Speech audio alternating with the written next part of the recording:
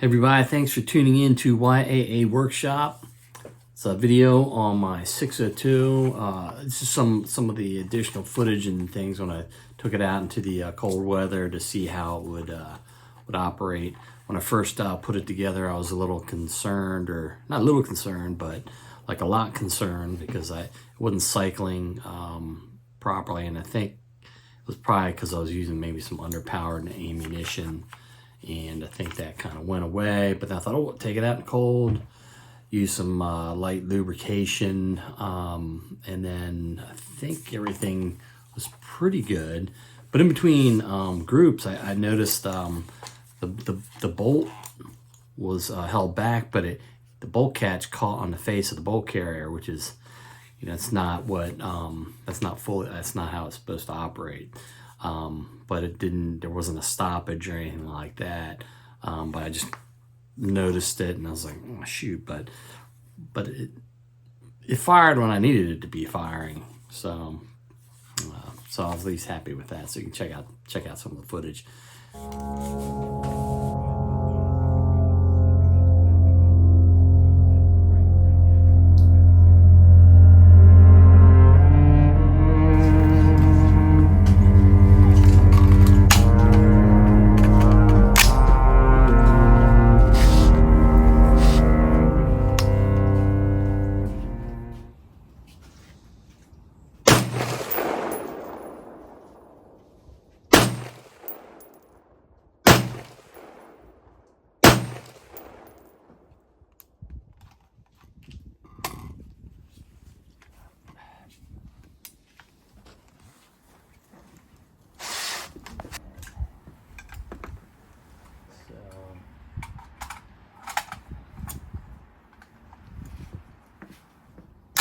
At least, well, maybe I'll do another few, but yeah.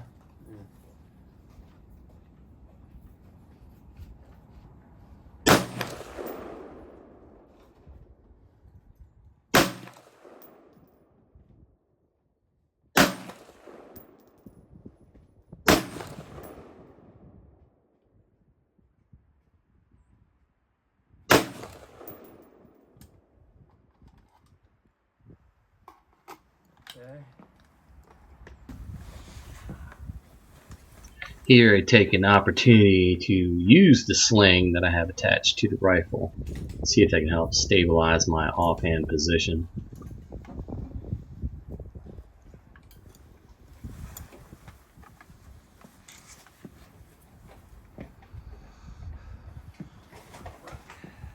Of course, ammunition is very critical at this point.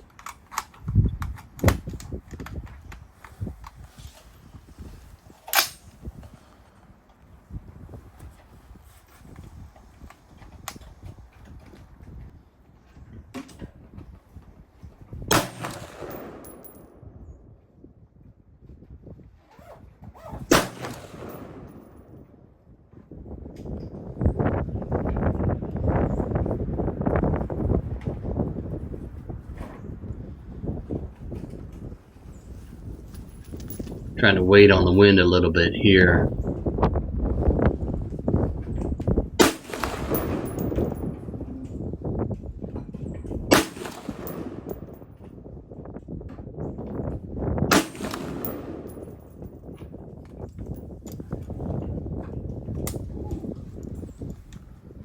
Go all the way back. Here's where I noticed the bolt catch the face of the bolt carrier. Thought it was So I didn't show some of the shooting. I did some more shooting from the rest, kind of see where things are going, because when I was doing the offhand, the groups weren't that large, or they were kind of large, and then I just wanted to see where I was at. I think I had a group of 4 or so right here, maybe a couple over near the top left of the aiming black. I don't know if I went too far and came back, but then we got to this next target. The groups are a lot tighter. I think they were like half as much to the center of the aiming black. And then I think I had a 3-round group that was basically back in the center with respect to windage, albeit at the top of the aiming black. All right, hopefully you enjoyed some of the footage, some of the site targets pictures. It looked like I wasn't just really super interested in really checking the accuracy and everything. I just wanted to get some shots down range, but then I started with some well-aimed shots, and then I did some offhand just to get some holes in the paper, and then I noticed that it looked like I was shooting to the right on a couple strings, and I thought I better do something about the windage, so I did adjust the windage some, and then I think I got near the center, at least with respect to windage on one of the later targets. So I left it kind of like that. But I didn't really think there was much problem cycling. I just happened to notice when I put the rifle down and looked at the bolt, bolt catch on the face of the bolt carrier. I'd seen that happen in other rifles, and I'm not too worried about it. I think a lot of these rifles sometimes, I don't think they run flawlessly all the time. You kind of have to expect different things to happen, so you have to practice your immediate action drills so that you'll know what to do when that happens. And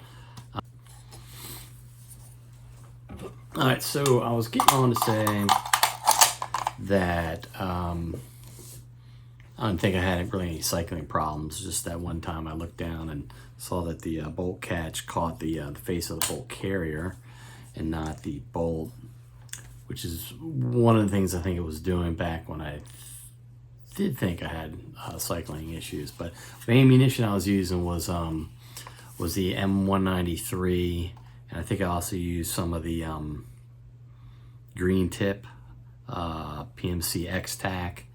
I think those have I think they're like a 62 grain projectile, and the 193 is the 55 grain projectile, and with the proper powder load for it to, I guess, get over like 3,100 feet per second or something like that. I think the X-Tac might be a little less. It's got a heavier projectile, but probably develops higher pressures, to keep the cycling strong enough to operate the bolt carrier group, etc. All right, well, thanks for watching.